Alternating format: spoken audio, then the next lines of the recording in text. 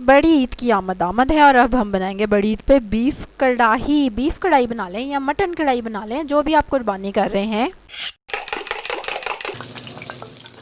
बिस्मिल्लाहिर्रहमानिर्रहीम, अस्सलाम वालेकुम। चलो जी, मज़े की कढ़ाई शुरू करें।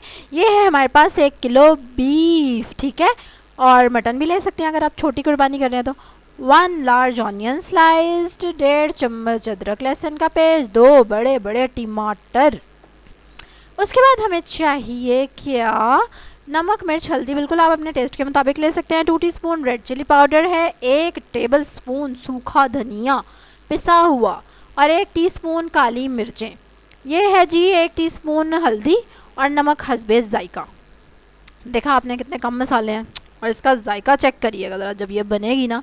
चलो जी, पतीली हमने चूल्हे पे चढ़ाई और उसमें हमने घी डाल दिया। 2 टेबलस्पून। जो कुर्बानी का गोश्त होता है ना, वैसे काफ़ी थिंदा होता है, तो कम ही घी डालें तो अच्छी बात है। और आपको पता है कि मैं तो ऑलरेडी कम कम घी मज़ीद करती जा रही हूँ। और ये देसी घी है, ठीक है, मैं स्विच कर चुकी हूँ देसी घी पे अब। चलो जी, अब इसमें हम डाल देंगे गोश्त और आंच कर देंगे तेज़। और अब हमें इसको करना है ब्राउन, ठीक है। तेज़ आंच पे हमने इसको अब पकाना है यहाँ तक कि इसको कलर आ जाए। और थोड़ा सा नमक हम इसी स्टेज पे ही डाल देंगे ताकि अच्छा सा हमारा ना नमकीन गोश्त रेडी हो जाए। नमकीन गोश्त की रेसिपी मैंने कल अपलोड की है, जिन्होंने नहीं देखी वो ज़रूर देख लें।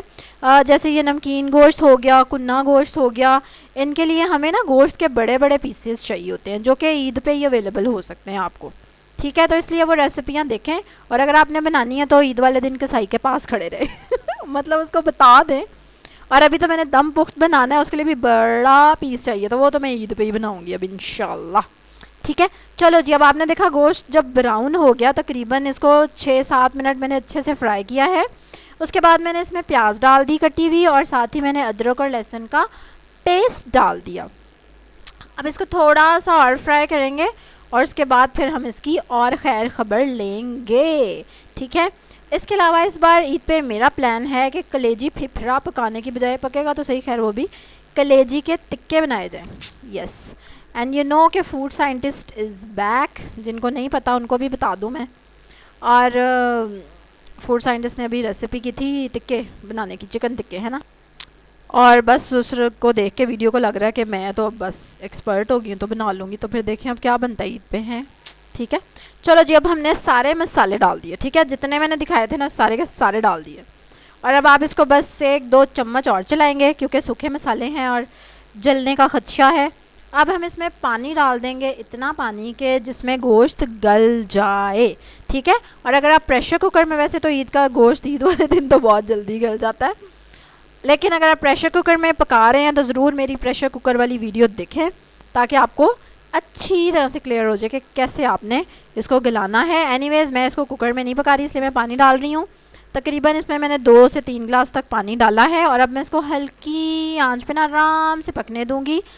45 मिनट में बहुत अच्छा गोश्त गल जाता है चूल्हे पे हल्की आंच पे, ठीक है। और अगर ढीठ किस्म का गोश्त हो, जो कि कुर्बानी का नहीं होता खैर फिर वो ज़्यादा टाइम लेता है। आय हाय हाय, चेक करें, लुक चेक करें आप, ओए होए, शक्ल चेक करें, क्या बात है, कितना ज़बरदस्त उसने घी छोड़ दिया है। अच्छा खैर, ये गल गया था 45 मिनट में। उसके बाद थोड़ा थोड़ा पानी था जिसको मैंने सुखा दिया आंच तेज़ करके। देखा, भुना भुना सा आपके पास गोश्त रेडी हो गया, यानी कि बीफ कढ़ाई इज़ रेडी। यम। इसके साथ आपने बनाना है रायता और मंगाने हैं नान और साथ होगा सलाद, ठीक है। और फिर आप मज़े ले के खाएंगे। और इसी तरह की और मज़े की रेसिपीज़ देखने के लिए सब्सक्राइब करें मेरे चैनल को, क्योंकि मैं मना रही हूँ ईद वीक, ठीक है। कॉन्टीन्यूसली बैक टू बैक गोश्त रिलेटेड ही रेसिपियाँ आएंगी ईद तक, और ईद वाले दिन भी और दूसरे दिन भी और अगले दिन भी और उसके बाद जो ईद का गोश्त फ्रीज़ किया होगा ना, उसकी बारी आएगी, है ना। क्या ख्याल है आपका।